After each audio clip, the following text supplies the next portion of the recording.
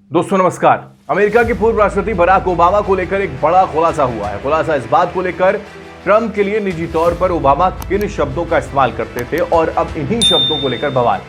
दरअसल अमेरिका के पूर्व राष्ट्रपति डोनाल्ड ट्रंप को उनसे भी पहले वाले राष्ट्रपति यानी कि बराक ओबामा ने कई नाम दे रखे थे, मसलन पागल, नस्लवादी, सेक्सिस्ट, सुअर, मूर्ख आदमी, भ्रष्टाचार और तो और मां की गाली तक दी।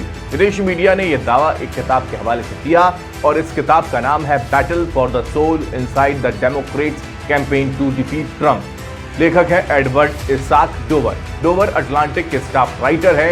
ये किताब अगले हफ्ते बाजार में आने वाली है। किताब में डोवर ने बताया है कि ट्रंप के लिए एक बार ओबामा ने कहा था, मैंने नहीं सोचा था कि कितना बुरा होगा, मैंने नहीं सोचा था कि हमारे पास एक नस्लवादी सेक्सिस्ट सुअर होगा, वह पागल हो गया।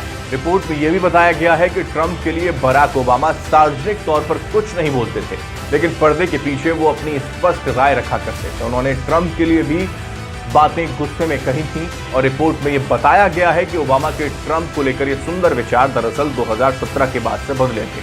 बताया गया है कि कई अन्य अमेरिकियों की तरह ओबामा भी ट्रंप को पागल कहने लगे थे। सबसे हैरान करने वाली टिप्पणी उनकी थी द करप्ट मदर एफ। के आगे का शब्द हम नहीं बोल सकते हैं, यानी कि मदर के साथ एफ शब्द का इस्तेमाल। ये शब्द उन्होंने तब कहे थे जब उन्हें पता चला कि ट्रंप बिना किसी सहयोगी के रूस के राष्ट्रपति पुतिन के साथ बात कर रहे हैं। गार्जियन की रिपोर्ट में बताया गया कि जोनाथन एलन और एमी पर्नेस की किताब lucky how Joe Biden बैरली won the presidency की तरह डोवर ने भी अपनी किताब में ओबामा और बाइडेन की रिलेशनशिप पर भी बात की।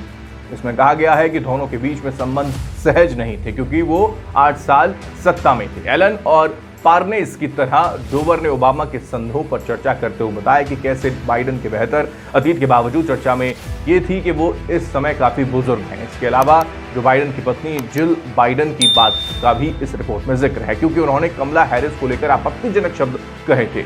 जिल बाइडेन ने अपने समर्थकों से कहा था कि कमला जो पर हमला बोलने के लिए किसी भी घटिया हद तक जा सकती है। लेकिन दिलचस्प बात यह है कि 2020 में राष्ट्रपति चुने जाने के बाद जो बाइडेन ने कमला हैरिस को ही उपराष्ट्रपति पद के लिए चुन लिया था। आपको ये जानकारी, ये दिलचस्प बातें ट्रंप और ओबामा को लेकर और बाइडेन को लेकर कैसी लगी, जरूर कमेंट बॉक्स में बताएं और VH न्यूज को सब्सक्राइब करना ना भूलें। नमस्कार।